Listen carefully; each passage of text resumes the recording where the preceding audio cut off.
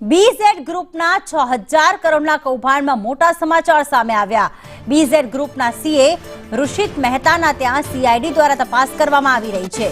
ઋષિત Mehta BZ ગ્રુપના account સંભાળી રહ્યા હતા। હિંમતનગરમાં ઋષિત મહેતાના ઘરે સીઆઈડીની તપાસ ચાલી રહી છે। ગઈકાલે મોડી રાત સુધી હાથ ધરાઈ હતી તપાસ।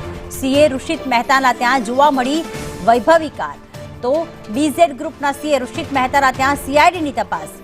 હિતેશ રાવળ અમારી સાથે જોડાઈ ગયા છે। હિતેશ, સીએના ત્યાં હવે તપાસનો રેલો પહોંચ્યો છે, ત્યારે કઈ કઈ બાબતો સામે આવી શકે છે સીઆઈડીની તપાસમાં? જી પ્રીતિ, હાલમાં નવા ખુલાસા થઈ રહ્યા છે। બીજે ગ્રુપના જે એકાઉન્ટ નું કામ સંભાળતા એવા ઋષિત મહેતા બીજેડ ગ્રુપના એકાઉન્ટ નું કામ કરી રહ્યા હતા। ત્યાં સીએ વિભાગને ત્યાં સીઆઈડીના તપાસ આવી હતી। જે ઋષિત મહેતા છે તેમના ઘરે સીઆઈડીની દસ્તાવેજોથી લઈને ડોક્યુમેન્ટની તપાસ હાથ ધરી છે।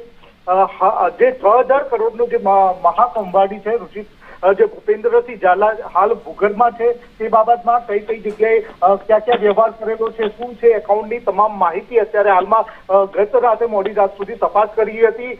હજી સુધી કોઈ અહેવાલ આવ્યો નથી, પણ હાલમાં ચાર્ટર્ડ એકાઉન્ટનું કામ કરતા ઋષિત મહેતાને ત્યાં વૈભવની કાર પણ જોવા મળી હતી।